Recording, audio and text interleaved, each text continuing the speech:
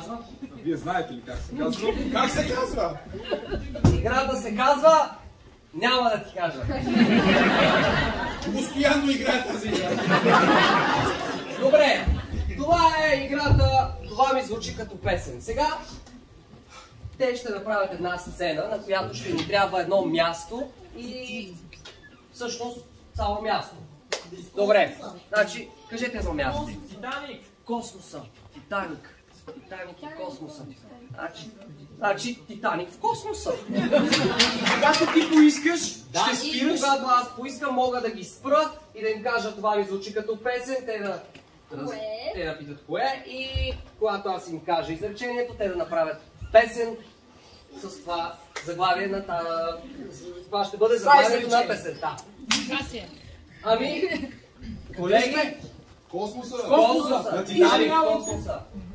И начало!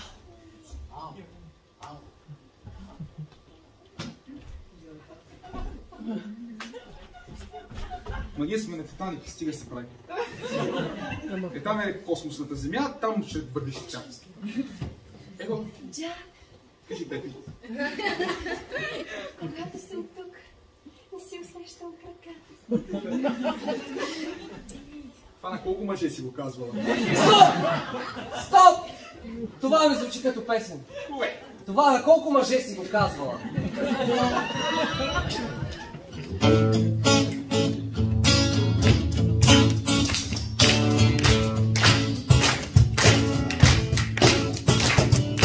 Моята жена каза, че ме обича. Обичам те! Дори от цигарите каза, че се отрича. Отричам се, да! Обаче ми каза после нещо странно. Нарече ме някакъв си майган. На колко хора си го казвала миличка. На колко хора си ти показвала любовта. Питам те на колко хора ти си го казвала миличка. Сега на колко хора си го каза любовта, а? Моята любов е безвъзмездна. Като голяма космонавтска песна. Моята любов е безвъзмездна. Твоето сърце, о, момче.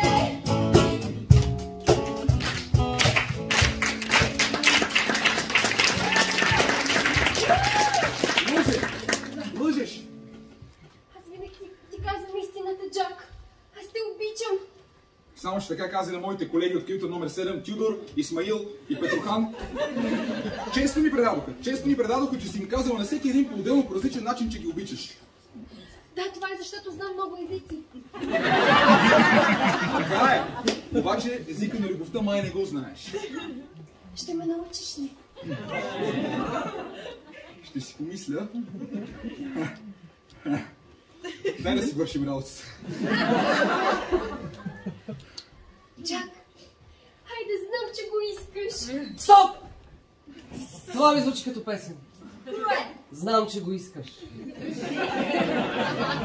Давай, Пепи. Бутай музиката.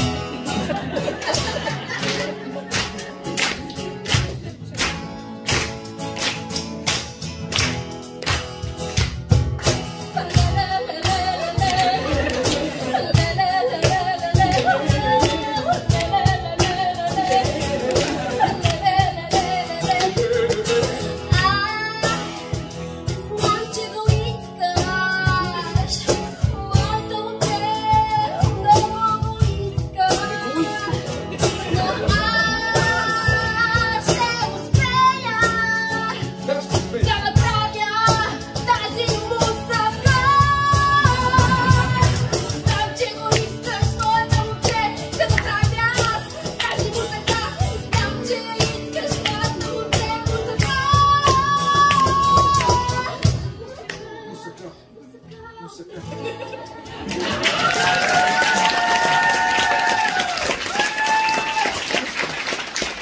Трябва си мусаката да правиш по-добре, не я всъщност ти искам. Но аз знам защо. Аз чух. Знам защо ме доведе тук. Така ли? Защо? Чух как го каза на Алфонсо. На Алфонсо! Така е, казах. Какво казах? Пепи! Алфонсо? Аз съм тук, защото ти ми призна и трябва да кажеш на Джак какво има между нас. Давай се стена. Не, по-различно е. Нещо много по-меко, нещо много по-чувствено, Джак. И съжалявам, ние сме приятели от 15 години, но... 16 и половина. Да, въпреки това, аз вече не мога да крия чувствата си. Защото Пепи ме покани и ми направи толкова красива, толкова чувствена мусака, че аз вече не мога да се отделя от нея. Правила си на него мусака. Единственото нещо, което обичам за теб, Пепи, ти си го дала на друг мъж. Пепи, моля те, кажи му. Кажи му истината, кажи му, че никога не си. Чак! Остави го да говори! Остави го да говори! Чак! Това не трябва да бъде проблем за нашето приятелство. Ние трябва да си прощаваме. Защото в крайна сметка аз знам, че ти си бил с жена ми над 74 пъти. Стоп! Това ви звучи като песен! Кое?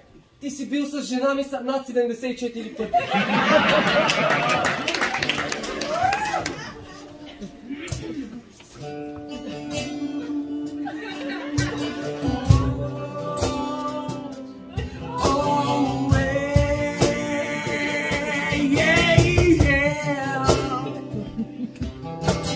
Когато всеки ден аз те виждам до мен, когато всеки ден си поглеждаме в очи, аз там виждам лъжи.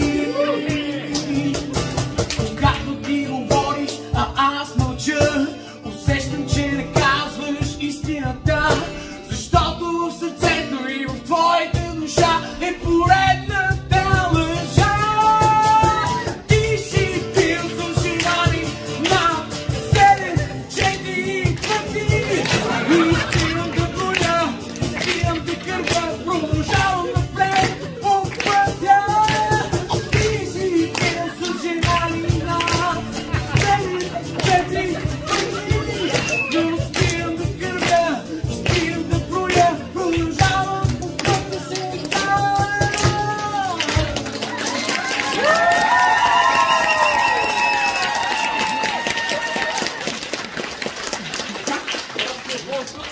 Само че бяха даже 75. Аз мога да ти кажа, че... Още една песен. Не, аз мога да ти кажа, че ние с нея сме били 76.